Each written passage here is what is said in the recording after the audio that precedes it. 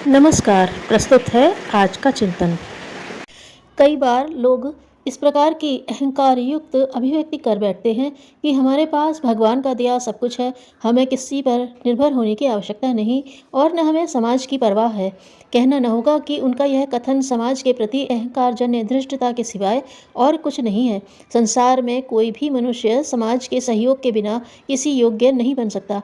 वह जो कुछ बनता है समाज की सहायता से बनता है। इस प्रकार का अहंकार बहुधा वही लोग दिखाया करते हैं जिन्हें धन जन का बल होता है, किंतु वे यह भूल जाते हैं कि उनके पास जो धन जन की वृद्धि हुई है वह समाज की कृपा से ही हुई है।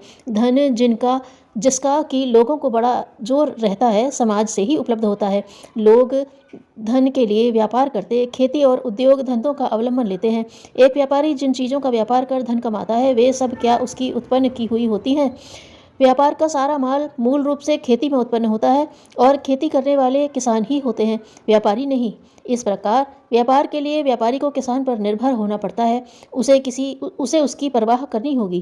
किसान का असहयोग शीघ्र ही व्यापारी का पट्टा उलट सकता है। व्यापार की बहुत सी वस्तुएं कारखानों में बनाई जाती हैं, उनका कच्चा माल भी अधिकतर खेतों में ही पैदा होता है। इस प्रकार कारखानों और कारखानेदारों को भी किसान पर निर्भर रहना पड़ता है। इतना ही क्यों, सारा कारखाना मजदूरों और कारीगरों के आधार पर चलता है। उसमें जो बिजली और मशीनरी लगी होती है उसका निर्माण भी मजदूरों और कारीगरों द्वारा ही होता है। क्या व्यापारी और क्या कारखानेदार कोई भी तो इतना आत्मनिर्भर नहीं होता जो समाज की परवाह न करने जैसे सामर्थ्य प्राप्त कर ले। उनका यह कहना कि उन्हें न समाज की परवाह है और न किसी व्यक्ति की, बिल्कुल झूठ और कोरा दंभ मात्र है। इसी प्रकार खेतीहर को ले लीजिए। यदि वह सारी आवश्यक चीज़ें खेत में पैदा कर लेने के कारण यह कहता है कि वह बिल्कुल आत्मनिर्भर है या उसे समाज के दूसरे लोगों की अपेक्षा नहीं है, तो वह भी गलती पर है। माना वह जीवन की बहुत सी आवश्यकताओं को पूरा करने वाली वस्तुएं अपने खेत में पैदा कर लेता है, तब भी वह पूरी तरह आत्मनिर्भर नहीं है। खेती के लिए उसे जिन बहुत से उपकरणों की आवश्यकता होती है उनमें से कुछ भी तो वह खुद नहीं बना सकता। उनके लिए उसे बढ़ई, लोहारों, कारखानों और कारखानेदारों पर निर्भर रहना होता है। यदि यह सब लोग उसके साथ असहयोग करने लगें तो उसकी खेती का काम बंद हो जाते देर न लगे।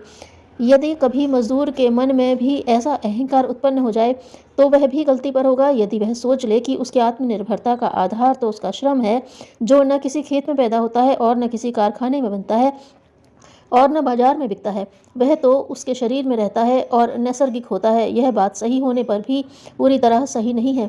श्रम उसका अपना अवश्य होता है, तथापि उसको काम देकर सहयोग न दिया जाए तो उसकी यह विशेषता बेकार चली जाएगी। जब उन खेतों, कारखानों और निर्माणों में लगाया जाता है तभी उसका श्रम सार्थक होकर उसके काम आ पाता है। इस प्रकार मजदूर भी सर्वथा आत्मनिर्भर नहीं है, उसे भी उसी प्रकार अनेक वर्गों पर निर्भर रहना होता है जिस प्रकार समाज के अनेक वर्ग उस पर निर्भर रहते हैं। धन, जिसको कि मनुष्य की एक बड़ी शक्ति माना जाता है, समाज के सहयोग से ही किसी को मिल पाता है। धन पाने के लिए जब भी जो कुछ किया जाएगा उसमें समाज के सहयोग की आवश्यकता पड़ेगी ही। पैसे के जोर में यह कहना कि मुझे न तो समाज की परवाह है और न किसी व्यक्ति की, एक ऐसा झूठा अहंकार है जिसका अर्थ समाज के प्रति धृष्टता के सिवाय और कुछ नहीं होता। जनबल भी किसी का अपना बल नहीं होता, वह भी समाज की ही देन होती है। समाज द्वारा पाए बल के आधार पर समाज की ही उपेक्षा करना कहाँ का न्याय माना जा सकता। व्यक्ति का अपना अस्तित्व कुछ नहीं, वह हर प्रकार से समाज पर ही निर्भर रहा करता है।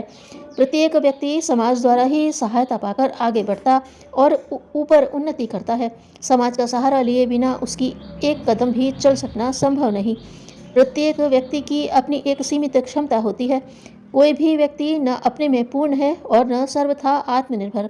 यदि एक डॉक्टर चिकित्सक के क्षेत्र में योग्य होता है तो एक इंजीनियर निर्माण के क्षेत्र में, यदि एक कलाकार अपनी रचना के क्षेत्र में माहिर होता है तो राजनीतिज्ञ अपने क्षेत्र में, कलाकार चिकित्सा के क्षेत्र में डॉक्टर पर निर्भर है तो डॉक्टर साहित्य के क्षेत्र में कलाकार पर। यदि एक इंजीनियर निर्माण क्षेत्र में राजनीतिज्ञ को निर्भर बनाता है तो राजनीति के क्षेत्र में उसे राजनीतिज्ञ पर निर्भर होना पड़ता है। जीवन के सारे क्षेत्र आवश्यक होते हैं, पर कोई भी एक व्यक्ति स्वयं अपने आप हर क्षेत्र में अपना काम नहीं चला सकता। अपना क्षेत्र छोड़कर उसे दूसरे क्षेत्र में किसी और पर निर्भर होना होगा। इसके अतिरिक्त समाज पर निर्भरता के और भी रूप हैं। क्या कोई व्यक्ति जो अपने किसी विशेष क्षेत्र का सामर्थ्य ज्ञानी है, यों ही अपने आप ऐसा योग्य बन गया? नहीं, ऐसा कदापि नहीं होता। वह अपने विषय का ज्ञान भी समाज के दूसरे लोगों से प्राप्त करता है। उदाहरण के लिए एक इंजीनियर को ही ले लीजिए। इंजीनियर बनने के पूर्व वह एक विद्यार्थी रहा होगा। वह ऐसी शिक्षण संस्थाओं में पढ़ा होगा जिसे दूसरे लोगों ने बनवाया होगा, और ऐसे लोगों ने उसे पढ़ाया होगा जो स्वयं भी किन्हीं संस्थाओं में किन्हीं दूसरे लोगों द्वारा पढ़ाए गए होंगे। इसके अतिरिक्त किताबों तथा अन्य शिक्षा सामग्री तथा अभिभावकों से पैसा इत्यादि की आवश्यकता पड़ी होगी, तो उनके समाज के सहयोग से मिला होगा। यही बात एक इंजीनियर पर ही नहीं, कुछ हेर फेर के साथ सभी लोगों पर घटित होती है। तब कोई भी व्यक्ति यह अहंकार कैसे कर सकता है कि उसे न तो किसी व्यक्ति की परवाह है और न समाज की चिंता? और यदि वह यह सब जानकर भी अपने विचारों में सुधार नहीं करता, तो कभी भी समाज द्वारा अपनी इस ढिठाई का दंड पा सकता है। जिस प्रकार बूंद बूंद से सागर और ईंट ईंट से भवन बनता है, उसी प्रकार जन जन मिलकर विशाल समाज का निर्माण करते हैं। जिस प्रकार जल की एक प्रथम बूंद का अपना कोई अस्तित्व नहीं, और जिस प्रकार दूसरों से पृथक रहकर एक अकेली ईंट मिट्टी के एक निरर्थक डेले से अधिक कोई महत्व नहीं रखती, उसी प्रकार समाज से पृथक एक अकेले व्यक्ति का भी न तो कोई अस्तित्व है और न महत्व। प्रसन्नता बहुत सी चिंताओं और व्यग्रताओं को कम कर देती है। धन्यवाद।